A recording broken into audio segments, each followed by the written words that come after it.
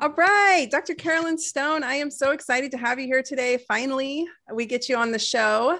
I have known you for a few years and you are the thyroid guru, in my opinion. So I'm very excited that you come on today to talk about your new book. Will you introduce yourself to the audience, please? Yes, of course, of course. So, Dr. Carolyn Stone, I'm a naturopathic doctor. I practice in Tempe, Arizona. So, yeah, thyroid is my jam. It's what I love to do. Also, of course, we do other things like adrenals go along with that, hormones go along with that, but work with a lot of women. Men are welcome too, but it's more women that come to the office, in my opinion, and more women that have Hashimoto's too. So, that's kind of my bread and butter. And yeah, it's interesting. I never thought if you had asked me when I graduated med school if thyroid was going to be my thing, never was even really on my radar. So it's kind of interesting how I ended up here, but I'm glad I did because I really love what I do. And I love the impact that I'm able to have on my community. So yeah, that's me. How did you end up here? Because I only recently, from one of your Instagram posts, you have an awesome Instagram, by the way, everybody Thank should you. follow it. What brought you here? Because I remember you saying recently that you had some weight struggles, you had some health issues yourself. Was that part of this? I didn't It know that. was, yeah, yeah. So when I was in med school, I mean, I started out fairly healthy in med school. I mean, I came right out of college. So college years I was not very kind to my body, but, kind of started to clean it up and was doing pretty well. But you know how it is, med school, you're stressed out, you're not sleeping, and eventually that all caught up with me. So I was fatigued. I was a good like 50 to 60 pounds overweight. Like it was not a small amount for sure. Um, and I wasn't diagnosed with Hashimoto's until after I graduated. And I probably had it before, but I don't think anybody actually tested for it. Funny enough, being in a naturopathic medical school, went to the naturopathic medical clinic, and I don't think anyone tested for it. But I knew I had adrenal issues and my period sucked. So I knew there was hormone problems. And so eventually kind of got it together and figured out what was going on. But it took me a long time. Like it was a long process for me. It was not a short thing where it was like, oh, I figured out what's going on, changed my life overnight. That was not at all how it happened for me. And so that's kind of part of what I teach patients too, is that, all right, you didn't get here overnight. So stop expecting that like in 2 weeks, you're going to feel like $1,000,000. We'll get you better quick, but not quite that quick. And I'm pretty sure it was Dr. Sensenig. I'm sure you know him, of course. So he would always say, oh, you can't walk 10 miles into the woods and come out in 5, right? So I always try to relay that to patients. But yeah, I had gained a bunch of weight myself, figured out what was going on, and then just started the process. And so, we'll touch on this, I'm sure, at some point. But what I always try to teach people is just get started somewhere, do something. And so for me, it was like, okay, I'm going to focus on food because I felt weak. I was tired. So exercise seemed like, oh, I don't know if I'm ready for that or the type of movement that I wanted to do. So I started changing my diet first, got that under control. And then I started with, I did yoga, and I did like the most basic yoga, yin yoga, restorative yoga, where you're basically like taking a nap and stretching, but it felt good. And then That's my favorite. Right? I know. I'm like, this is great. I do this all the time. But yeah, built on that, got into strength training, and then really turned things around. And so I probably should share that story more. I share it a lot with my patients because some of them come in and they're like, well, you don't have any problems. Like you're skinny, you're fit, you're whatever, right? They see who I am now. I'm like, dude, it wasn't always that way. And you don't have to go through those things for sure to know what you're talking about or to be able to relay that to patients. But I think it's a helpful thing to say like, hey, I've struggled too, been there, been broke, been eating, beans and hot dogs to try and survive, like, because didn't have any money. So yeah, I went through all that. And because of what I went through, I feel like that gives me this connection with my patients because I truly do understand their struggle because I've been there and I know exactly the things they're telling themselves, that, those narratives that we say, oh, I'm not good enough, I can't do this, I've been off track for so long, I can never get back on, type of thing. And so I really feel like that helps me connect with my patients a lot. I had a similar situation happen, and I only share this because it was the exact opposite. I was skin and bones. I was Mm-hmm. wasting away to nothing. And Mm-hmm. I was in school, I was several years in, and I was doing the 2 programs, and my chiropractic and my naturopathic. And one of my friends came up to me in chiropractic college and she's like, do you have cancer? Oh God. And I said, no. And she's like, you've lost so much weight. And I'm like, I think I look awesome because, 12-year-old anorexic Tina in my brain was still roaring in those days. Mm-hmm. And I felt like crap. And I finally took it upon myself. It was actually Alex Vasquez. Do you know who Alex Vasquez is? Yeah. The great Alex Vasquez. We were hanging out. If you guys, for the audience listening, you guys should check out Alex Vasquez. He's a genius chiropractor, ND and DO. And anyway, he gave me some T3, straight T3. And it was a really high dose. And I took it and I went home and I mean, I was so thin, Carolyn, and I took it and I started shaking like I had drank 10 cups of coffee. And I called him and I said, oh my God, my heart's beating really fast and I feel really jittery. And he goes, yeah, but how do you really feel? And I said, I feel awesome. I feel normal. Like something had lifted from me that I hadn't felt since I was, I hadn't felt that way since I was 14 years old when my thyroid issue started. So quickly, of course, I found some antibodies, but those antibodies don't always show up, and the labs don't always look weird. And the person sitting in front of you doesn't always look like a hypothyroid person, because I didn't fit the bill. I still had my eyebrows. I actually had loose stools and not constipation. I had the opposite of everything. Right. And more of that Graves kind of picture, at least for that time being. Those were the days when I still had some thyroid. So anyway, I get it. And it's funny because we miss that. I think naturopathic doctors, I'll say this, I know we're going to get into it, but I think naturopathic doctors in general miss that stuff a lot. I don't know a lot of NDs who are really good with thyroid, to be totally honest with you. I've had many patients ask me like, well, who should I go see when I closed up shop on my practice? Like, who should I go see? And I'm like, I honestly don't know, because I don't know that many that treat it as aggressively as some of us do, Yeah, which is crazy to me because we're the perfect people to treat it. I mean, like, especially, majority of cases of hypothyroidism are Hashimoto's, and we are the people to treat it. We know nutrition, we know lifestyle, and that's so much of what you have to do for it. So it's crazy to me that we're not better at it as a whole.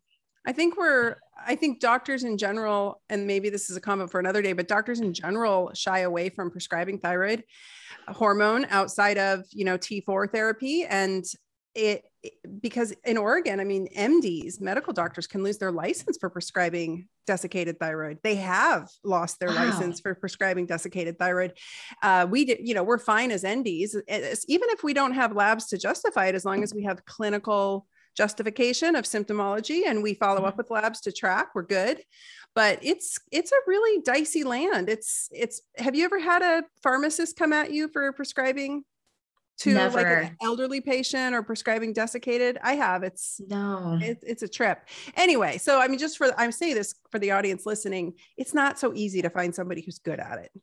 And you're really good at it. So, okay, let's talk about your book. Tell me about your book, because I'm very excited. All right. So my book, really, this needed to be written because it's like, it's not all my thoughts in the world about thyroid, but it's all the stuff that I feel like I tell patients over and over and over again. And it's nice to finally have everything in one place, right? So now I can be like, all right, I need you to look at these chapters. This is what I need you to work on. So they have an idea of what they need to do, because, you only, even though naturopathic doctors generally spend more time in their visit with a patient than MDs do, you're still limited. There's only so much you can teach. So it's nice to be able to have something that I can send people home with. So this really, it gives you the basics of, okay, what is Hashimoto's? How's it diagnosed? All of that. But really what it's laying is the foundation, because if we don't have a good foundation of health, all the other things you're going to do really don't matter. All the supplements you're going to take, all the specialty treatments, all of those things, they're only going to work so well. Even medication, right? Thyroid medication is only going to work as well as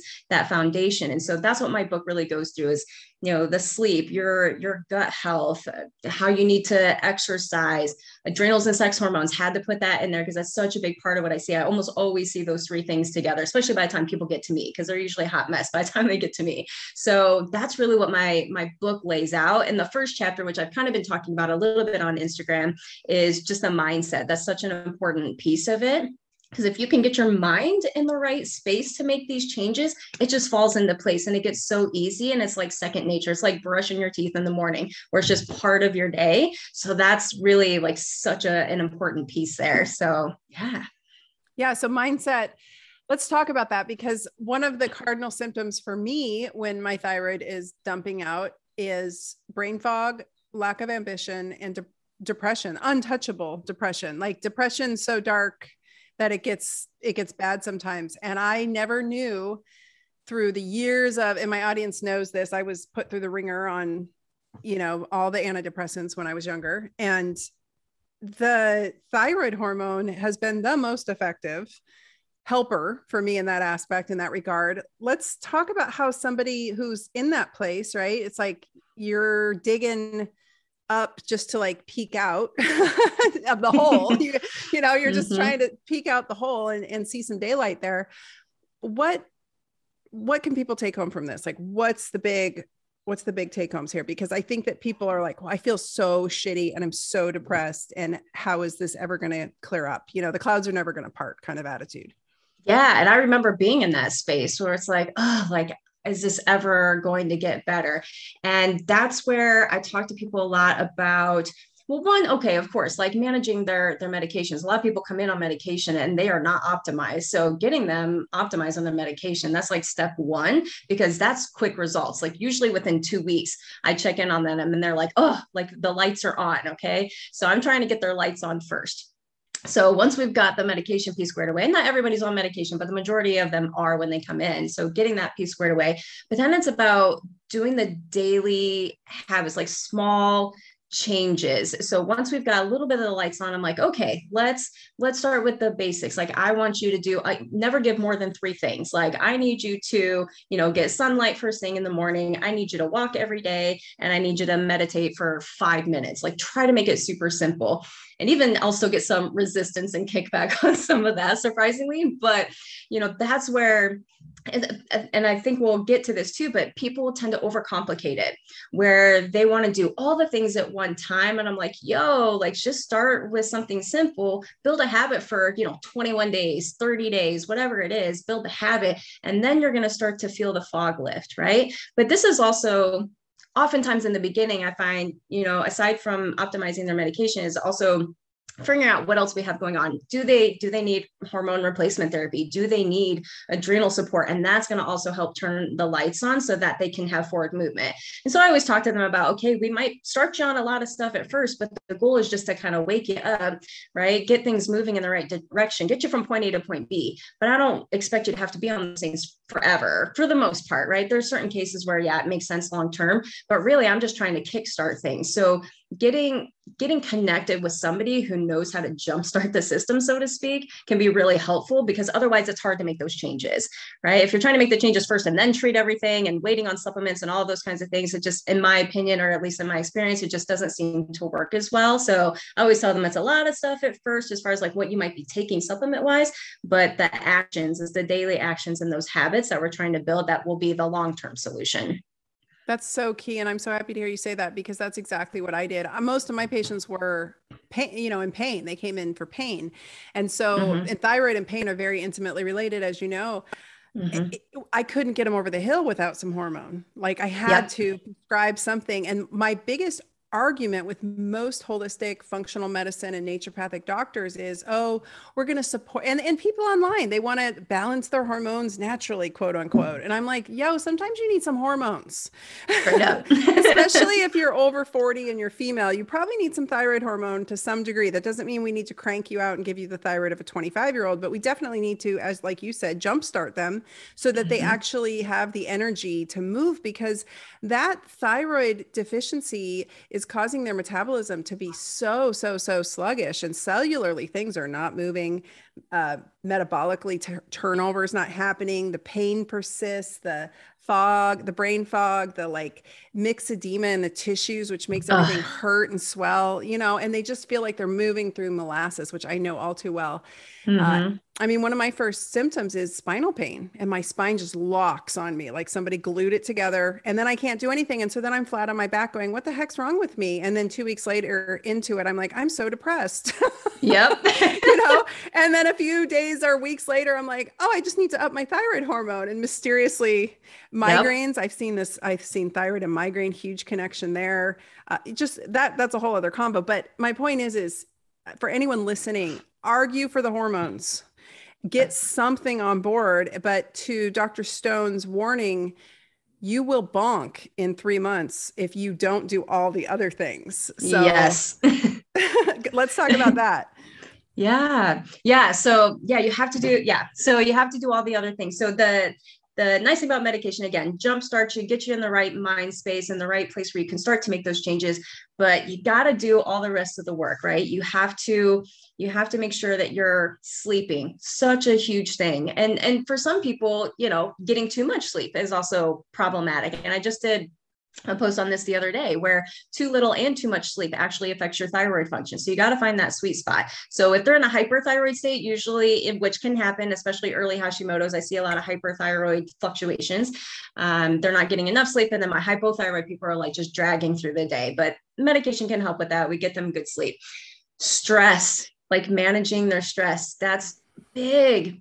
People's adrenal, especially now, right after the last 2 years, people are just zonked out. They have zero energy, they are stressed to the max, watching too much news, right? Not turning their phones off and just glued to things. So getting their stress in check. Movement is so huge, especially for my Hashis patients, because they're in a lot of pain oftentimes and they're tired, and so to them movement just seems like an extra task. But then once I get them moving, they're like, oh, like now I have energy. Every time I go for that walk, like I have this burst of energy. And then it starts to click for them that, all right, this is how I get things to change. Right. And then of course, nutrition and, getting good sun exposure, all of those things, that's, those are those foundational pieces that I talk about in my book. Because if you're not doing those things, and those are, people a lot of times will talk about, oh, I'm doing this detox, or I'm doing this program, or I'm doing this thing. And I'm like, this is for the rest of your life. Like, this is not something that you're doing for a period of time. It might shift. Right. So, okay, now I'm strength training and doing all these things, that's not going to be the same when I'm 80, but you're still doing some type of movement, right? You're still doing things that might just shift as you get older. So getting people to get with that stuff and understand that it's not a quick fix. It's not a temporary thing, that this is literally a way of life that we adapt as we get older and things change or our environments change, but it's really what they have to do to survive and to feel good and be able to get off the floor when they're older. Right. And it's conveniently all the same things you have to do. I mean, they're all non-negotiables in my opinion, like completely Yes. non-negotiable. They're all the same things we have to do for any condition, for any disruption in the force. Anytime somebody's unwell, these are the basics. And without the basics, the hormones won't hold. So, and I've done it. I have been the person who preached this, wrote a similar book, but the chapters look almost identical, but it was about pain. It's the same thing. It's the same idea. Yeah. Because everybody needs it. It's the same thing. Right. But while I was burning the candle at both ends, my star rising in my career, I was just having my thyroid get more and more destroyed because I was driving that cortisol train. I was driving that stress train, and I was not mitigating that very well at all. And so now I'm in a place where I have got to take much higher levels of thyroid hormone than I ever have. And that sucks. And this is where we are, this is what it is. And that's okay. I joke that if the zombie apocalypse does hit, I'm going to be like killing squirrels and sucking their thyroid. So I can get my. Oh, that's awesome. Yes. And I've always asked when I meet people who have hunted a certain animal, I'm like, did you look at their thyroid? What was their thyroid? Because I know I'm going to need it at some point. But anyway, these are critical factors for so many reasons, not just if you have Hashimoto's.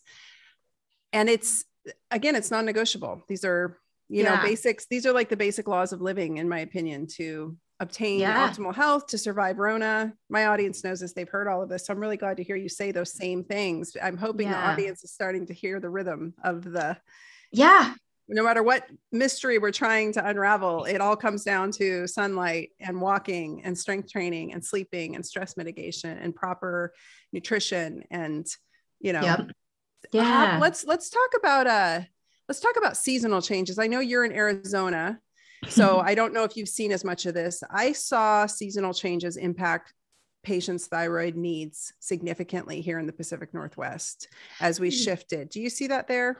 I don't see it as much. Like there'll be a little bit of a shift, but we have, we have sunshine all year round. So we don't get that shift in vitamin D. Like we can pretty much get it whenever we want. So I don't see it as big of a shift, but there certainly is like a hibernation period. I feel like that people go into, because even though our winters aren't the same as other people's winters, it's still a drastic change for us. We're used to 100 plus temperatures in the summer, and then you go down to 40 in the morning in the winter sometimes. So you see a little bit of a shift, but I don't think it's nearly as bad as people in other states where they have true seasons. So I don't see that as much. You know what I will say about Arizona, so I get a seasonal shift, and I often know the season's shifting before my body knows it, before I actually realize it in my brain, because I will have these moments. I don't know, maybe two. It's definitely always when summer turns into fall. And then when fall turns into winter, I'll go through a few days where I am bone cold and I cannot rewarm. Like I cannot rewarm to save my life. And it's miserable. And it will often precede the seasonal shift and or come along with some kind of sickness. It'll sync up with my period a bit. So, all these things make sense to us. But I will get bone cold and it's so painful that if I didn't have a sauna, let's just put it this way. I have made my husband strip down to nothing and crawl in bed with me just to re-warm me, because I'm so cold, I'm crying. Like it's so horrific. And I experience that more often in Arizona than I do in Oregon, because your nights are so freaking cold there. Like in the wintertime, the nights are like, boom, desert cold. And all of a sudden I'm just sitting there like I could be all bundled up, but I'm still like, holy smokes, my bones are cold. Yeah. But I will say, I do see it in some of my patients for sure. And even with myself, like, yeah, I hate being cold. I'm the same as you. I try to explain it to people. I'm like, it's literally painful. It's not like it's just uncomfortable. It's like, I can't stand it. I can't stand to be cold. That's why I'm in Arizona. But there is a little bit of a shift, especially and it doesn't last for too long. I think that's why I don't see as much of it, because it's only like a pretty short period of time where we get like, where it's 80 during the day and 40 at night. Like that only happens for such a short period that I think we just get through it quickly. So I don't see as much of an issue. But I also find as people get healthier and their thyroid's better regulated, they're not as sensitive to those temperature changes. Because I used to be like, especially when I was heavier, oh man, I couldn't stand it. Any little shift. And I was always like wrapped up. I'm like, you would think with all this fat tissue, I'd be a little bit warmer, but I was not. So, but as I've gotten healthier, I'm like, I'm actually like warm. This feels great. I'm sweating. Like, this is awesome. So, it kind of depends on where they're at in their healing process too. For sure. Yeah. It's like a kind of cold. It's so cold you want to die. It's the kind of cold, very uncomfortable. The sauna, regularly sauning helps me quite a bit through that. And not just during the sauna, but I get the afterburn, so to speak. And so it's one of the big reasons I'm such a proponent of sauna.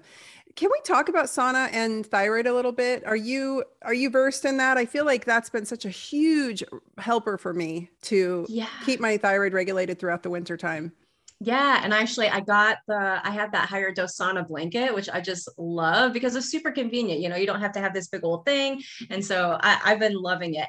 And really, sauna, when we think about it I think about for thyroid and adrenals and hormones. So it's not, again, I always see those things together. So being able to shift somebody's, I find that most people, when they're in the sauna, of course, they're in a more relaxed state. Like I'll tell them, okay, no phones, I try to keep them away from their devices while they're in there. So it's also a time for them to kind of meditate and I know you do your sauna videos, no judgment. I'm like, that's when I catch up on my phone.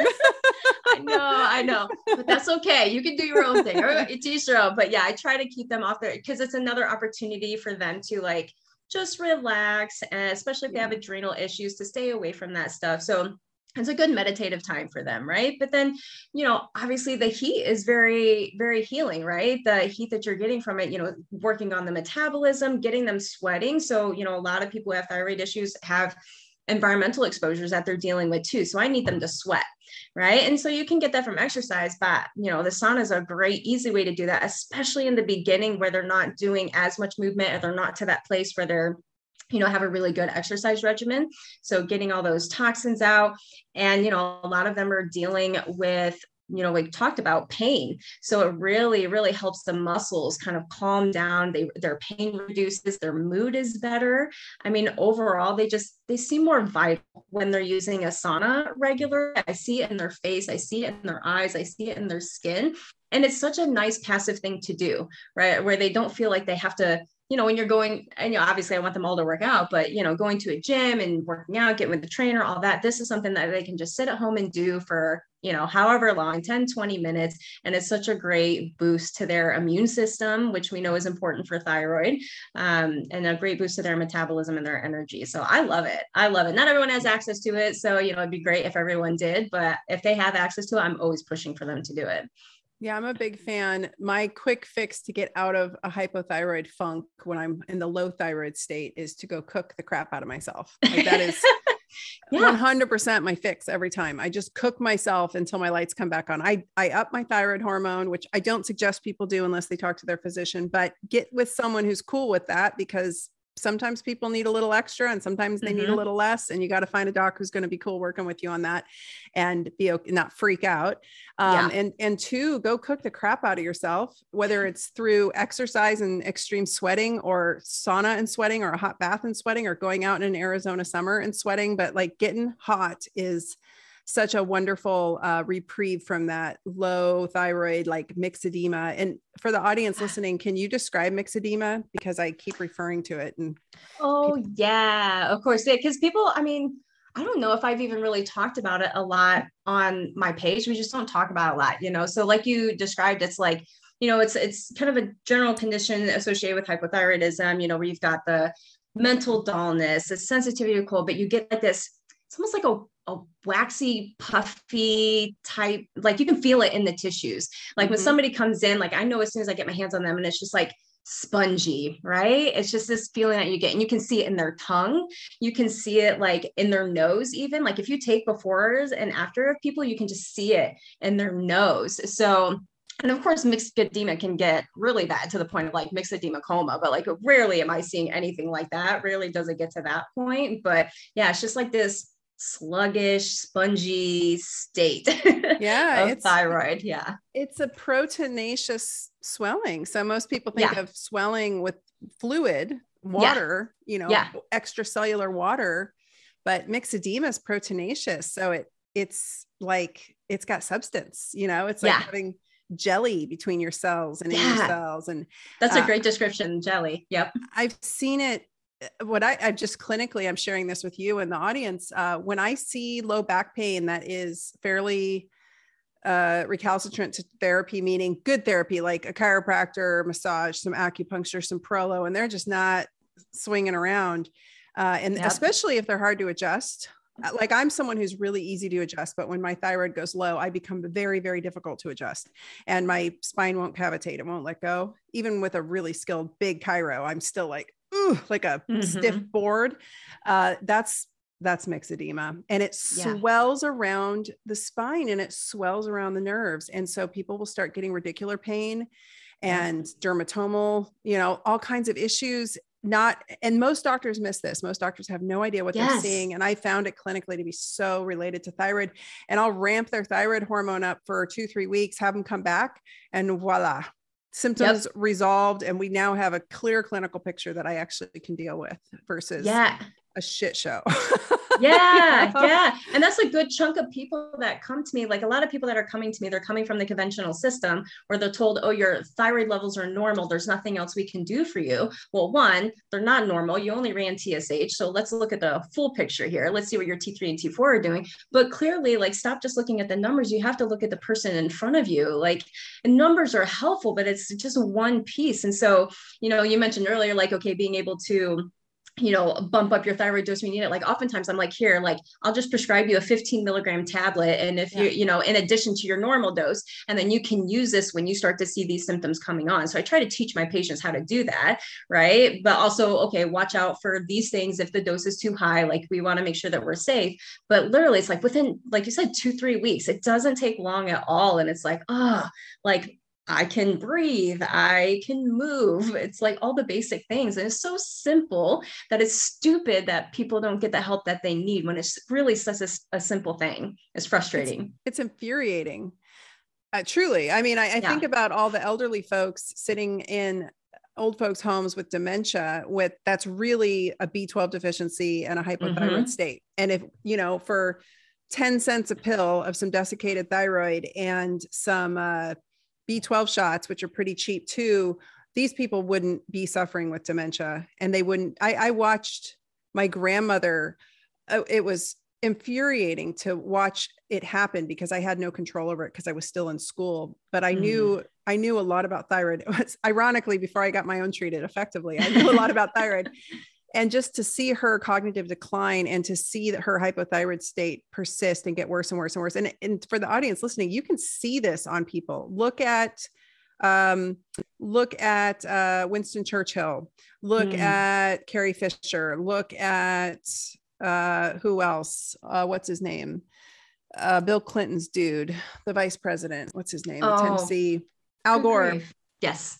Look at all those folks. That's thyroid. Look at before and afters, and you can see it so clearly. And yeah, oftentimes it's alcohol-induced hypothyroidism because they're boozing it up and pilling it up. Or I'm not saying, I'm not suggesting any one of those. We know Winston Churchill was a drinker. Carrie Fisher was a drinker and a pill popper, but I'm not accusing Al Gore of anything. Anyway, the point is, we can see this clinically when they walk in the door. We know what's going on. We can see it in ourselves. That's my first sign as I start to get the puffy eyes and that what did you call it? That kind of waxy puff around my face. Yeah.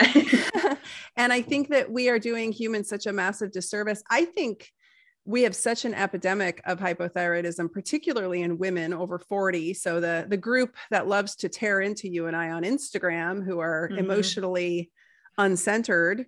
Also, I try to have some sympathy for them because I understand they're probably I look at their profile and I'm like, "Ooh, that poor lady's very hypothyroid." Yep, need some hormones. I think it creates such a dullard mind, and it creates such a slowness of cognition. That's one of my first symptoms. I feel like the hourglass on my computer spinning. The one moment, please, where you go for the words that you always like the words you say to your patients day in and day out. And one day you're like, I cannot articulate the words out of my mouth that I'm trying to form in my head. Yep. That is a sign of hypothyroidism to me in my own life. Personally, I'm like, oh, I better go take my pill or, up my dose a little. But I think that we are sitting in this because we have such a hormonally imbalanced society. Truly. I think you're absolutely right. It makes you cowardly. It causes all kinds of side symptoms too. I'm not trying to take the floor here. I'm sorry. I'm just on a rant. No, you're great. It causes, one of my symptoms in college was I suddenly had a fear of heights. I'd never had a fear of heights before. It turns out that's a hypothyroid symptom. Yep. Ingrown toenails that are chronic are a hypothyroid symptom. It can do all kinds of mental, emotional things and all kinds of physical things. And the next thing you know, you're sort of trapped in your own body and you're afraid to really do much of anything. And I think that's where society is at as a whole right now. And there's actually some literature supporting the idea that low thyroid is definitely a risk factor for poor outcomes with Rona. So that's my theory. Yeah. Well, and then you combine that with, not strength training, not being strong. And it's just like, everyone's retreating, everyone's hiding, like nobody feels like they can stand up. They're not confident in themselves. And all of that can just be thyroid stuff. Like my favorite part of what I do is just seeing the transition. And I'm like, there you are. Like, I knew you were hiding in there. Like, come on out, girl. Like, let's see your stuff. And it's just so fun to see people like wake up and feel better, because not only is it good for them, it's good for their entire family, because they're like, oh, now I've got my husband doing this and I've got my kids on track here and I'm putting boundaries down with my mom and whatever it might be. And you just see everything start to click into place. And it's such a beautiful thing to see. So if we could get the whole world doing that, it'd be awesome. Wouldn't it? I don't think we'd be in this mass formation psychosis so heavily. So let's talk about exercise. I know with thyroid, exercise is tricky. What's your book say? Yeah, so it is tricky, and it kind of depends on where they're at in that process. So if somebody comes in and they're like, phase 3 adrenal fatigue, hormones are jacked up, thyroid's a mess, like I'm not putting them on, a hour a day, 5 days a week type training program. I need to get them just moving a little bit. So I often find that I have to do things in a stepwise fashion, but keeping them forward progress, because as humans, we tend to like get stuck in our spot and we need somebody to push us forward a little bit. But I often find that I have to start with just like low grade movement first. But I always tell them my goal, here's where I want you to be, but here's where we're going to start, so they can kind of see what that pathway is. So you really, at the end of the day, you have to be doing some type of resistance and strength training, building muscle, because muscle is one of those main places that's converting T4 into T3, right? Which is what we need. And I say it all the time. They've got great T4, but then their T3 is like bottom of the barrel. And I'm like, okay, what's going on with your liver? Are you eating too much sugar and triglycerides are, mucking up the liver? Or, do we need to get your muscles moving? What's the deal there? And oftentimes, like just getting them in the gym and moving and putting some weights in their hands can make such a huge difference. And it's such a good confidence builder too. Cause like I said, a lot of these people are just like, they don't feel good about themselves, right? Maybe they've gained weight, they're puffy, they just don't really feel good about themselves. And I just feel like it just really makes them feel more like one of the things I look for in my patients is for them to say, I feel more like myself. Right? I feel more like myself. And that's what I'm looking for. That's when I know we're on the right track. So strength training has to be a piece of it, because building muscle is vital for thyroid function. Like you cannot have good thyroid function if you don't have good muscle mass. 100%. Say that again, that last sentence. Yeah, you cannot have good thyroid function if you don't have good muscle mass. Straight up. It's just not possible. Amen. I cannot emphasize this enough with my audience. And I keep beating this. I beat the horse all the time. And I keep coming back and people are like, oh, thanks for the reminder. I need to start that up again. And I'm like, what are you talking about? You need to start that up again. Like you don't ever stop it. Like it has to keep going. Like we have to exercise. And when I joke with my husband, I'll be like, dude, you haven't lifted in a few days. And he's like, well, I think I look fine. I'm like, this has nothing to do with how you look. This has nothing to do with how strong you are. This is absolutely 100% about me keeping a healthy husband throughout for as many years as I can on this planet for a myriad of reasons. Like this is a non-negotiable. We lift the lower body no matter what. Particularly the lower body, no matter what, at least twice a week, no matter what. Like these are not negotiable things. And you and I could wax poetic of the laundry list of the reasons why, but I'm tired of trying to convince people of it. It's like, just trust us that without a very long endocrinology and physiology lesson. Just trust us when we say, if you focus on your butt and your thighs and your hamstrings and your lower body and you lift, you will do every system a favor and everything will run more smoothly. What we don't want is someone like me, who you have to continually keep increasing the thyroid dose because they keep burning themselves out, right? Like this is all about mitigation when it comes to the thyroid, is like, how do we keep people on the track without, it's not too much, it's not too little. This isn't boot camp or, Orange Theory. We're not talking about that. We're just talking about like deadlifts and squats and building an ass. Build an ass. It's the best thing. I mean, really, that was my only goal. I'm like, I want that girl's butt. How do I do that? So help me out, trainer. Right. Me too. But like the benefits were just so plentiful that I couldn't shut up about it. And you're so right. I think that over exercising can really, really destroy thyroid too. These cardio bunnies, right? These people who are just boot camping it, cross training it. And often I'd have to tell those patients to pull back, like, hey, slow your roll a little. How do you absolutely. I've seen that. I've seen that so many times where they're the CrossFitters, they're the Orange Theory gals. And I know when I'm coming into the appointment, I'm like, oh, they're going to be so mad because I'm about to tell them they need to rein it in and they don't want to. They're the type A's, there's the go-getters. And I'm like, listen, that's great. I love that energy, but also you are basically putting your body in a space where it doesn't feel safe. I talk to people about like making your body feel safe, because if it doesn't feel safe, it's going to retreat. It's going to hold on to all those calories you're putting in, and it's not going to be able to function the way that you want it to. It starts to shut down, literally. So yeah, I have to have that conversation quite a bit with some of my folks. And usually I tell them, I'm like, listen, it's for a period of time, right? You can ramp it up a little bit later, but you have to, the other thing I have to teach them is to actually listen to their body and look for those signs and symptoms. Cause like, I do the same thing. I'll push really hard and then I start to see something. And I'm like, oh, okay, I'm losing the outer third of my eyebrow. Time to like back off a little bit. Or I'm starting to get that foggy feeling where I'm just like wading through the water and nothing seems clear. Like I know that that's time where I need to rest. So that's a part of the education that I do is, okay, know when to push, but know when to rest, know when, you can go hard and find that balance. But it's always kind of up and down, right? Life happens. So sometimes you don't have any choice but to kind of push a little bit, but you got to find that balance where you have a chance to rest too. So I have to talk about that ad nauseum sometimes.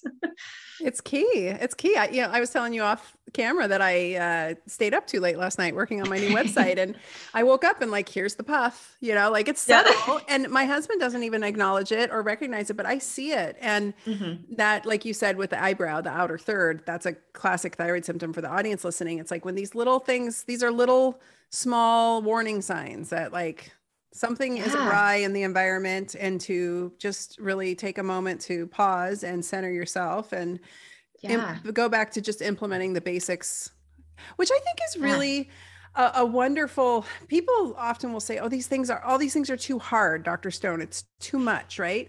But I think it's actually really relieving for me, because as somebody who struggled with such swings in my weight growing up, like I had a closet from size 10 to size 4, and I would just swing back and forth all the time, all through after high school. This started for me all through college, all through, my postpartum period after my daughter, when I was in my early 20s. I guess I had her when I was 24, but those early days.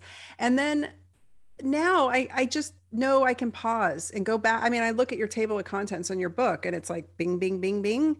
Just stop and pause. Like, where am I pushing it too hard? Where did I too little? A good example, I got on my Peloton the other day and I took a class because it was like 90s R&B, and I thought that sounded really fun. I wanted to ride to Tribe Called Quest, and I was like, let's go. The guy had great energy. I was having fun. Next thing I know, I was getting my ass handed to me.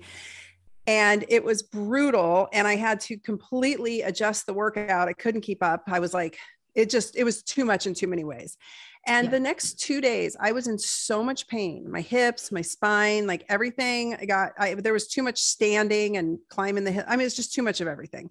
And so then when I got back on my Peloton, I looked for like the most grandma ride I could find. And it was lovely. It was like so soothing and calm, and I felt great. I felt very tonified after, meaning like my vitality felt like it got what it needed. And I was able to just, I had a great night's rest that night. I track my heart rate variability with my Aura ring, so I can always see what my day and my workouts are doing to me. It's quite telling when you look at that, and I just think that we all need to give ourselves a break and understand that you and I are saying strength train. That doesn't mean go kill yourself. It means find a coach and start where you can. And that might be with a 8-pound dumbbell, right? We all got to start somewhere. Yeah. Or even just resistance bands. I'll tell people, I'm like, you're sitting on the couch watching TV anyways, grab your resistance bands. I'll give you like 5 different things you can do. Watch your shows, your soaps, whatever you're into, and do a few things, right? It doesn't have to be some big thing. It doesn't have to be an hour of just like, really killing yourself in the gym, because that's not good for you either. It's always about balance, because I do that too. I'll just be in a mood and I get in the gym and I like really go hard. And of course my trainer's there, so I let him push me, and he calls me the Energizer Bunny. Like, he knows like I won't stop. Like, whatever he tells me to do, I'm going to do it. Right. But then sometimes I'm like, oh, I did not have enough protein that day, or I didn't sleep well the night before. And then I pay for it. And so, learning the basics and learning to recognize, oh, here's what I did or didn't do well in my day, and here's how it's impacting me, and how can I adjust that for the next day? Because everyone always thinks, oh, you got to be perfect all the time. Like, oh, I have to do everything just in alignment. It's like, no, like this is all just trial and error and figuring out what works for you or doesn't. So let the perfection go and just do stuff. and don't compare yourself to a younger version of yourself. Don't compare yourself to, even me pre-pandemic and me now are two different beasts. I feel, I mean, I feel like I was joking. I feel like, those like the Viking warriors come back from war after being out to sea and conquering, and they come back and they're all worn, torn, and like wrinkled. I feel that so much now after just the last 2.5 years of all this. Yep. And I have to look back at even those workouts and think, I was like, God, I was lifting crazy weights. I was super lean. I was cut. And now I'm not feeling that way as much, but you know what? It's okay. For me, my goals are to sleep soundly without pain waking me up. It's to not hurt myself worse. And it's to continue to have a healthy libido and to be able to have sex without pain. Cause I have such a low back hip funny thing that like just decides to shift itself around all the time. And it's, it's like my exercise is there to serve me and my hormones and my vitality and my health, not to have me compare myself to who I used to be, and definitely not compare myself to others. I'm not trying to outlift you. We have a different age groupage. Yeah. And we worked out together one day, and I realized like, you are such a strong woman. And I was like, you know what? I can't, you were doing a couple of moves. I'm like, I'm not feeling that today, but I can do these. Right. And that's where I think having a good coach comes into play, is like someone who can understand you, to work with you, and it keeps you from hurting yourself. But more importantly, it's like, how can we serve our needs of exercise without this comparison game? I can't keep up with my husband. He has a natural ability to run like a freaking rabbit. And I had no idea. And if you were to put 2 treadmills side by side, or we were to go out on a road run, I can't keep up with a guy. Yep. At all. Right. And he's got these super long legs. And I'm like, who knew? But I guess I'm rambling. But my point is this really is a huge issue for people. And I think it leads them to inaction, which you mentioned earlier, and I want to come back to. It's this whole like, well, I can't do what I used to do, or I can't do this because I have pain. Like I can't deadlift with a barbell anymore. I cannot do it. It destroys my hips. It was years of me like battling my ego around that, and to the point where I was like, it's just not worth it. What can I deadlift? Right? Like, what can I deadlift without pain? I'm going to do that. I'm going to figure that piece out. And that took, I mean, God, that was like I think we were going on like 5 years here of me battling this in my head. Instead of being depressed and mopey and just not deadlifting, what can I do? And this plays into lots of things. I'm not great on super uneven surfaces because of the way my pelvis is, but I can walk awesome on certain trails. So where can I go hike? These are the things I want people thinking about. And this, obviously, I'm sure you have more to say about this, but like, how do we overcome that inaction of doing diddly squat and move towards health?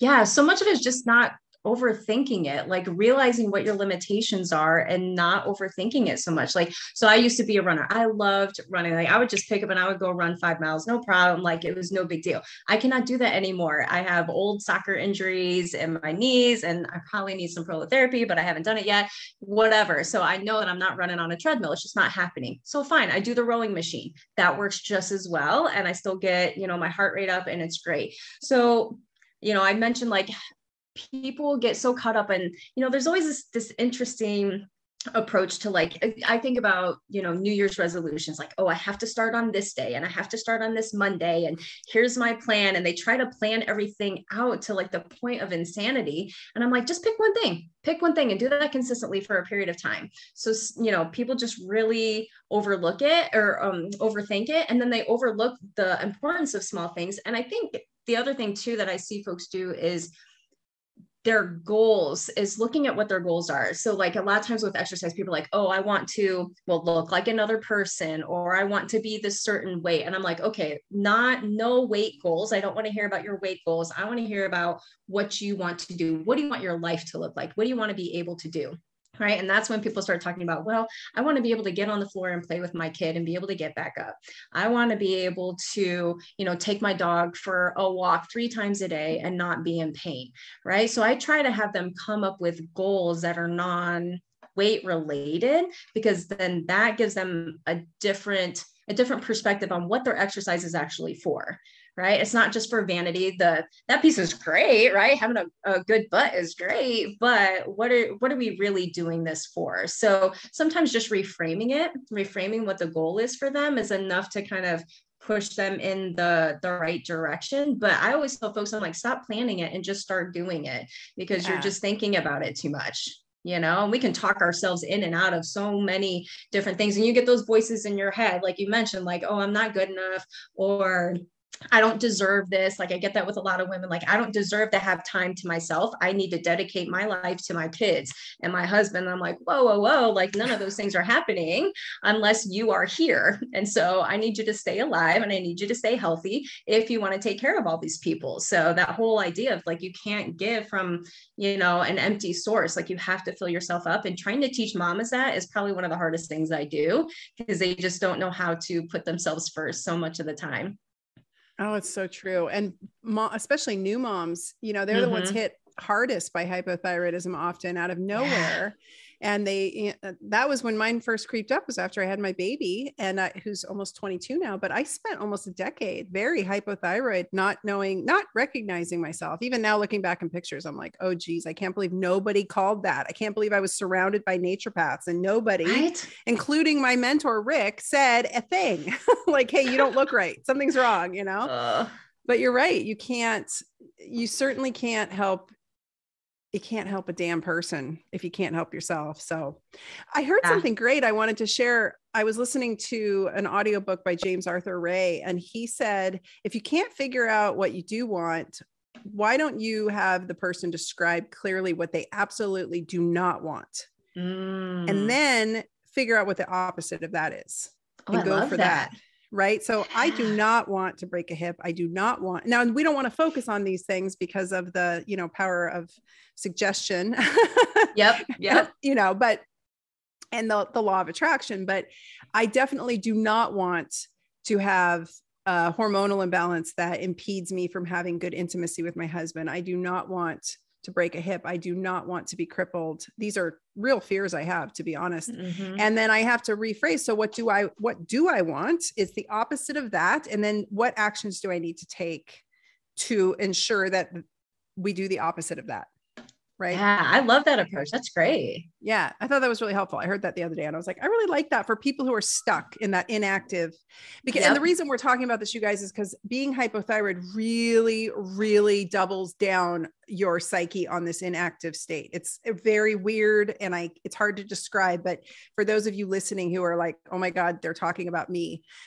I just we're trying to get you to understand that is the issue, and taking action, i.e. reading your book, working with somebody who spending the money. I really want to emphasize this too. You're not going to find this kind of care with your conventional doctor. I do not care how awesome they are, or if they went to a functional medicine conference once. You are not going to find this care with your conventional doctor. You're going to have to find someone who actually knows what the heck they're doing. And like I said early on, most functional medicine doctors and NDs still do not have the thyroid piece dialed. So finding someone who really knows what they're doing, like Dr. Stone, who actually has dedicated her career to this, it makes more sense. And you're going to have to pay probably out of pocket. These are generally not things you're going to find covered by insurance. And so that's a big piece I hear people struggle with. At least you probably see this on Instagram too. Well, can you refer me to someone who takes my insurance? No, I can't remember the last time I used my insurance, to be honest. Me either. And it's not because I've always been this way. Even when I did not have abundance in finances, I always paid out of pocket, because the people who I needed to access, who had the answers for me, generally didn't take insurance. And that's just the way it is. So I just wanted to say that, because I think a huge act of taking action is actually putting some skin in the game and putting some money down on yourself. Totally. That's why I hired a trainer. That's why I hired you. I was like, okay, I got as far as my little brain can go. I need somebody who can help me. So, and it gets you, it gets you there faster, and it's actually cheaper in the long run. You know how many patients come in and they're literally grocery bags full of supplements that weren't even the right supplements for them, or they weren't the right dose, or they're very low quality. They don't have the right forms of vitamins, all this kind of stuff. And I'm like, you wasted so much time and money. And I'm so sorry that was the path that you ended up on, because this is not that to me, it's not that hard because this is what I love to do. Right. So I'm like, yeah, this is easy. Like, I know exactly what I need to do with you. But yeah, you hiring the right people it'll get you there faster. And in the long run, it's cheaper. It's more, expensive up front, but honestly, it really does make a difference in the long run. And it makes it a ton easier. Yeah. I mean, that's, people don't understand. Like if I put two obstacles in front of you, one was a long, nice path to the beach, and it had there was bark dust on it, and it was, somewhat paved or just at least cleared. And I said, oh, there's the beach. Or I said, no, you got to go over those sand dunes, and you got to carry the sack of potatoes on your back. Because that's what it feels like when you have hypothyroidism, right? It really does. Like you're crawling up. It's like dealing with teenagers. It's the same. Yeah. I always tell them, I'm like, it's like wading through mud. Like you're just like everything. Really, yeah. Like everything takes exorbitant effort. Yep. So like getting there fast on an easy path is really, really key. And I think it's important that people continue to search. I say this because I inevitably get hit with a million emails when people are like, well, who do I go see? I'm like, dude, you're going to have to plunk some money down on yourself and make it happen, because I think that that's the key to getting over that hurdle and having that nice paved way for you. So, what else? Alcohol. I wanted to ask you about alcohol. I think alcohol. So you actually were a big inspiration for me to quit drinking. I think we were out to dinner right after I got married in December. And no one at the table drank that night except Ryan and I, because we were celebrating. And I said, you don't drink? And you said, no, it doesn't serve me. And I was like, wow. Just like you said something like that is what I heard. It was like, it doesn't serve me well. And I was like, oh my God, that is the best way I've ever heard it put. And I started thinking about it. So I quit within a few weeks. Right. And I quit drinking, and I haven't drank since. And it's been remarkable. Like I'm almost on day 90, and I didn't even know the fog didn't clear until like 2 weeks ago. Really? Like, I mean, I had benefit immediately. Of course there was benefit. I think first and foremost, the anxiety started going away, that I was using alcohol to make it go away, but it was causing it. So that was ironic. But I'm this clarity of, I don't know how to put it. What are my next best steps for my life? I guess, like, what am I supposed to be doing? What is my purpose on this planet? Kind of clarity. And what do I need to do to get there? Who do I need to hire to help me? Like, same thing. I got to dole out some cash and get some help, because I need make some decisions. Yeah. Right. And that I don't know. It was completely like eluding me when I was drinking alcohol. So I wasn't even drinking that much. It's just, anyway, I wanted to share that, but I do feel like a part of it is my thyroid's healing, because alcohol poisons your thyroid. Can you talk about that? Yeah. So alcohol, especially chronic use, and like you said, it doesn't really have to be a lot. It just has to be consistent use. So consistent use actually decreases those peripheral thyroid hormones. So absolutely a check note. And then you think about it from an inflammatory perspective, right? So Hashimoto's, it's an inflammatory condition. So what is alcohol doing? Creating more inflammation. And then what is it doing to the gut? We know gut is a big part of autoimmune disorders, general health, and for sure the thyroid. So there's all these different pieces that jacks up your sleep, jacks up your sex hormones, all these things that you need for proper thyroid function. I mean, alcohol is just awful for that. I mean, and it can even, like, nodules. I've seen nodules go away when people stop drinking, right? Even if it was just like enlarged, I see it go down when they change nothing else but stop drinking. But getting people there is a whole nother ball game, women in their 40s who like their wine and they like to be out with their friends. And I'm like, get a mocktail. Like, you can still partake with, in the fun without actually having the alcohol. But there's so many negative effects of alcohol. And I always just ask them, next time you have alcohol, tell me how you feel the next day. Tell me how you feel the next day. Do you wake up in more pain? Do you wake up puffy? Did you even sleep well? Right? How do you actually feel? Because I know when I have alcohol, I mean, it's like good 3 days before I really feel back to normal. And it takes a while. And the older I get, the worse that is. And so, it's not like I never have alcohol, but it's just not every time I do, I'm like, why did I do that? Like, that didn't feel good. I don't feel, it doesn't serve me well is exactly how I like to say it, because it's like, that doesn't get me to any goal that I want. So, but negotiating that with patients is always a difficult conversation because nobody wants to give up their wine. It's true. I didn't. I mean, I didn't even think I could.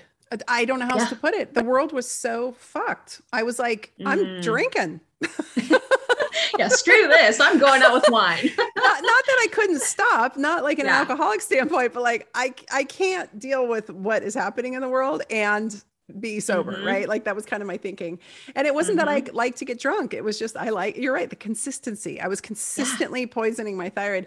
And I know, because I've told patients this, I say it takes 90 days for your tissues to start healing. So whether it's pulling gluten out of the diet to heal the gut or whatever. And so I'm rounding the corner on this 90 days and I'm like, oh, I think things are healing. Like I feel, I don't need as much thyroid hormone to every day as well. So I'm playing with that, but it's been pretty remarkable, but I love that what you said, like, it doesn't serve me well. And I was like, that is because everyone says, why don't you drink? Are you an alcoholic? Or why did you quit? That's the funniest. If you mention it on Instagram, which I have, because I'm transparent. People are like, why did you quit drinking? And how much did you drink? And I'm like, what the fuck does that have to do with you? Like, what does that have to do with you, lady? Like, what? Did you have a problem? Tell me about it. No, but I think they want to justify their drinking by figuring out what I was doing. Like it, you know what I'm saying? It was like when I closed my practice and a whole bunch of colleagues that I never talked to called me and they were like, what are you going to do instead? What are you doing for money? Because they secretly wanted to also. Right. Totally. They just, you know what I'm saying? So like, it's the same thing. And it didn't matter. That's what I kept. That's what I say. I'm like, it doesn't matter because it's poison. Like alcohol is poison. It doesn't matter how much I was or was not drinking. It doesn't, I really wasn't drinking very much. Any amount of it made me feel like complete heck. But I think that a lot of it was this low grade thyroid poisoning. And it kind of makes me feel sad that I've done this to myself since I was 15. I've been drinking consistently since I was 15 years old. I grew up in a town where alcohol was really a thing. Like it was very prevalent. My schoolmates, even the really good kids, even the popular honor roll kids were heavy drinkers. Everybody was a heavy drinker. And then, Portland is like, it's so rainy and beer is a huge thing here. And then the wine alcohol is just, it's a depressing place. Oh yeah. I mean, I grew up in the Midwest. We see that too. Yeah. It's huge in the Midwest. And, in my college years, I definitely drank too much. And I think we had talked about this at dinner or something where when I went to med school, I was like, that's it. Like, I am like straight and narrow. I'm not, a lot of my classmates were going to parties and doing this stuff. I was like, nope, not participating. I'm not doing it. I'm focusing on this thing. And so it's just, to me, it's easy when I decide I'm not going to do something, I just don't do it. Like there's no question. It's not hard for me. I'm just like, nope, not doing that thing now. And so that kind of carried me through. And I don't think I had a single drink for like maybe 2 or 3 years. It didn't interest me. And I was on a different track at that point. So, but I had my moments for sure in college. I was a drinker and, felt like crap too. I was skinny as all get out when I was in college, but I was not healthy at all. It was terrible. Yeah. It's a crummy place to be. And when you get in the cycle, you can't see the out. And the reason I'm sharing this is because most people say, oh, I'm going to go dry for a month. I'm going to do dry January or sober October, but I'm here to tell you, give anything you do 90 days, because I've had some breakthroughs in the past 2 weeks that I didn't even think were possible, just in my own mental state, in manifesting the life I want, in my goals, in, what my next best moves are. Stuff I've been trying to get clarity on, praying, meditating about, could not freaking get clarity. And all of a sudden I'm like, oh, ding, there it is, so these 90-day marks it's important too, because it takes about 90 days for any metabolism to shift. And so this is why with patients, I never even, with thyroid, I'll run labs to check regularly, but that's because I'm honestly covering my own ass. I am far more interested in their symptom picture. And like I said, I was dealing with pain. So if their pain shifted and improved, I knew I was on the right track. Yep. That's what dictated the dosing. I ran labs to make sure that we were all clear and good, or that I was clear and good, to be honest. And, but within 90 days is when we really start to see all the lab work shift for the better. Right. Yeah. That's why I tell people, it's like, okay, you're going to feel better probably after a month or a couple months, but it's that 3-month mark. That's when you're really going to start to take off. So that's the same conversation I have. Yeah. Well, I'm taking off. Good. I love it. Fly high, girl. Let me ask you real quick before I let you go, because I know I don't want to take up too much of your time. Metabolism and thyroid, like metabolic dysfunction, insulin resistance, and thyroid. Can you talk on that really quick? Because that's, my gosh, that's my jam. Huge. There's so insulin has a huge impact on thyroid function. We know this. There's tons of research around it. And a lot of my folks that come in, it's kind of like, oh, is it the chicken or the egg? Was it the thyroid issue first, or was it this blood sugar issue? Almost all of my thyroid patients have blood sugar issues. Even if it's like, they're like, oh, but my blood sugar was normal. I'm like, yeah, but look at that insulin. You have an insulin of like 23. Like, this is not kosher. I cannot have that happen. And we know, again, it goes back to inflammation as well. Like, sugar is inflammation. And we know that also, if you have insulin problems, that it's affecting liver function. Liver is one of those places where we're converting T4 into T3. So if you're bogging down your liver with a bunch of sugar, that's not going to be helpful either. And then you talk about the gut, right? We know that that's going to cause dysbiosis, and gut issues are huge with people who have thyroid disorders, like all different types of infections, H. pylori, Yersinia, Epstein-Barr virus, Candida, I mean, all sorts of stuff.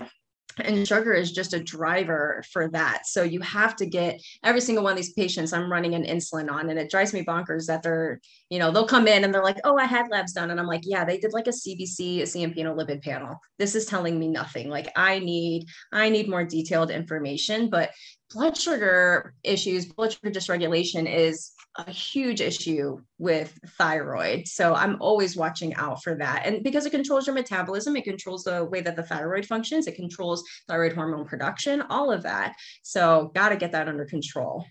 Right. 100%. So you got to do both. You got to. Yeah. And conveniently, the things you do to heal your thyroid are the same things we do to get our metabolism in check. Magical, isn't it? It's almost awesome. Like it all works together. That's why I tell people, I'm like, okay, this is what we're treating, but like literally it's all the same stuff. Like, it still needs you to do the baseline stuff, the foundational stuff, because the end goal, it all works towards the end goal. So absolutely. Yeah. I love it. I love it. A quick thought when you see influencers on the gram and they say, I cured my Hashimoto's and I can cure yours too. Shut up. Oh, it drives me nuts. I'm like, yeah, but the minute you might see your antibodies drop. Awesome. Great. But the minute you start stressing yourself out again, the minute you start, drinking a bunch of alcohol and sugar again, you're right back to it. It's just sitting there waiting for you to mess up and to do it for a long period of time. So it's kind of like the adrenals, I'll get people out of adrenal fatigue and then they start burning the candle at both ends. And I'm like, okay, you're heading right back, go for it. But you know what we got to do to get out of it. So yes, that drives me crazy. Yes. Because autoimmune disease is, once it's on, right? Yeah. And we can't, it's really a disservice to people to say you can cure it. Now you can mitigate it. Get it into remission, rein it in. Yes. But curing it, it's always going to lurk, and it will always be there to remind you when you step out of line, which is what I hear you saying. So yeah. it's so glad to hear you say that. Yeah. Cause it's so unfair, because it gives people false hope that like, oh, all I have to do is this program or take this supplement, and then I'm going to be fine for the rest of my life, no matter how I live. And it's like, no, you still got to do all the things. It's a lifestyle change. It's the way that you live, and you got to continue to do that. There's no way around it. There's no pill that's going to do that for you. Yeah. My mother-in-law the other day offered me something that I couldn't eat, and I didn't want to eat. And she said, are you still on this carnivore kick?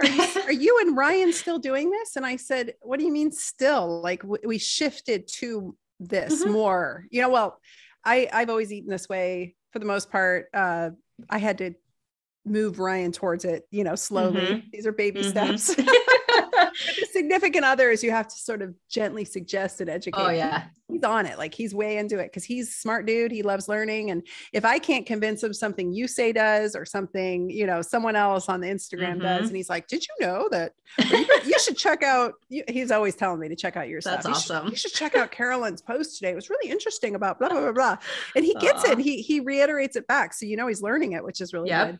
But I looked at her and I said, this is not like a temporary thing and we're okay with it. Like we're not, I don't want to eat baked goods again. I don't like, that's not interesting to me. So it's not had that conversation. Yeah. It's not like a short-term thing. I mean, my audience knows this. I had a bit of a flare with my gut last year. And so that really, really focusing on just animal protein, ruminant, and like, basically I eat beef. I eat beef pretty exclusively. And it's miraculous for me. It helps me so much.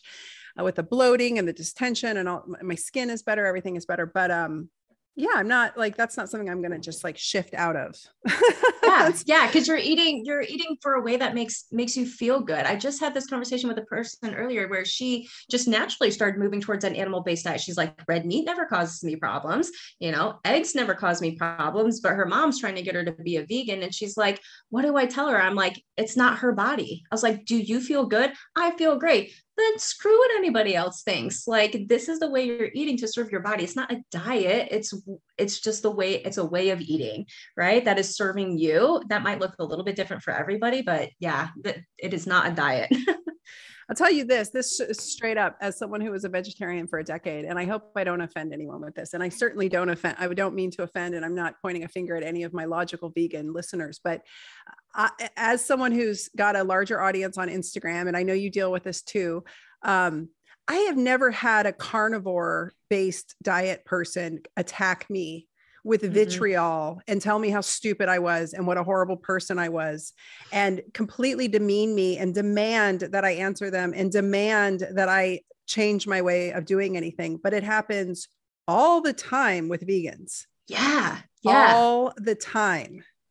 So true. I say this with love because I've been there, but when I was in my deep vegetarian days, I was crazy. That's when I had to take antidepressants and when I was mentally not in a good place. And I think being severely malnourished does something to people that does create an emotional imbalance oftentimes. And now I say this with love because I have several friends who are vegans and they are wonderful, mature, emotionally mature people with high EQs, and they're awesome. But the people on the gram have been very interesting when I just compare. It's, the guys that lift weights, the women and men that lift weights, eat meat and mind their own business are calm as fuck. Yeah. They're so easy to deal with. They're just calm. They're logical. They're like, hey, I really liked what you said here. I'd be interested in hearing more about this. It's like you're talking to an intelligent human being and you're having a discourse. And then the vegans come in and lose their flipping minds on you publicly and demand. And I'm like, whoa, let's just do a comparison. I wish I had a study on this. And I know that's a broad stroke statement. It's just my own experience of what I've seen in this short time that because my audience grew quickly. So it was a very different experience for me than it is for a lot of people who grow slowly, Yeah. Have you experienced that? Oh, absolutely. Even just the other day, I'd shared in my stories, just in my experience, years of food sensitivity testing, never once have I seen beef come up as a food sensitivity. Isn't that interesting? Right. And just kind of put that up there, like, here, a little nugget to think about. Boom. People coming out, well, my friend doesn't do well with meat. And I'm like, yeah, it's probably their digestive enzymes. It has nothing to do with the meat itself. They're just not producing enough enzymes, or there's something else going on with their gut. It's not, because I used to, for years, I was like, man, like I can't eat steak. Every time I eat it, my stomach hurts. And I'm talking for like 6 hours, like keeled over in pain. Started taking, some digestive support. And I was like, oh, that's the problem. And now I can eat it no problem, without having to take any enzymes. But here, people are blaming the food when it's really their system that needs fixing. But yeah, I had a ton of people come at me after that. And I'm like, okay, but not a single carnivore. Of course not, because they love the meat. But yeah, it's just interesting. It's very interesting. So again, I hope this doesn't offend anyone, but I that's just what I've seen. And it's been a trip. It's been a long straight trip. Yeah. Yeah. So, okay. So tell me about, your Hashimoto's, you got this book, you are doing a book launch, and you have a special gift for the audience that you're ramping up for. I do. So with this, okay, so I'm going to give away one of the chapters in my book. And then I'm also going to be moving into a 7-day challenge. So this is my Find Your Fire challenge. So because I talked about how important mindset is. So during this challenge, I'm going to teach you guys how to get your mind in the right place to make the appropriate changes. And really this is, I mean, of course I'm focused on thyroid because that's what I love to do. But honestly, this is good for anybody, because anyone who needs motivation or feels like they need to make some changes in their life and they're just sitting there in that inactive state and they need to move, like that's who this challenge is for. So you're going to get a chapter. This challenge is completely free and it's going to be awesome. I can't wait to do it. It's going to be so much fun. And whether you think you have thyroid issues or not, and we should add that, what's the percentage of people who have low thyroid function who have Hashimoto's? Oh my gosh, it's like 90%. Yeah. Yeah. So even if you've not been diagnosed, especially if you're a woman over 40, I highly suggest you take advantage of this opportunity, because most people don't even realize, like you and I both said, we had no idea, nor did anyone around us who's supposedly trained in seeing it. Yeah. Darn it. Yeah. So just getting started, I think, is so key. I hope we really double down on that throughout this episode, because the first steps are the most critical. So awesome. So I'll put the link in the show notes for people. They can just share their email with you and they'll get that information. Yep, absolutely. Yeah. Okay, cool. I'm excited. All right. And they should follow you on Instagram for sure. I'm just going to plug it for you. It's Dr. Stone AZ, isn't it? Isn't that? Yes, you got it. Dr. Stone AZ. That's me. I love your Instagram. Where else? Anywhere else you want to send people? Honestly, those are the two biggest places you're going to find me. All my stuff's on there. So follow me on Instagram. I'll be talking about the challenge on there. There'll be links for everything on there. So yeah, that's my place. Awesome. Okay. Well, we will be sure to get that out to everybody. It has been such a pleasure talking with you today, my dear. I love you. And you are such a good friend and such a good doctor. And it's been, for the audience who doesn't know, she coaches with me in business. And so it's been so awesome watching you put your light out in the world and shine it out. Cause it was, you were a quiet one in the beginning. Yeah, I like to be behind the scenes, and you've forced me out into the world. So now I have to do it. But thank you for that. I wouldn't be where I'm at if it wasn't for you. And coaching with you has been hands down one of the best decisions I've ever made. So thank you, because I wouldn't be where I'm at if it wasn't for you. Oh, you're going to make me cry. It's been so fun to watch you light your fire. I love it. Okay. Yeah. All right. Well, I love you, lady. I hope you'll come back soon. I'm going to help everybody get a hold of your book, and everybody go sign up for her challenge right now. Thank you for coming on. Yeah. Thank you. Love you. Bye.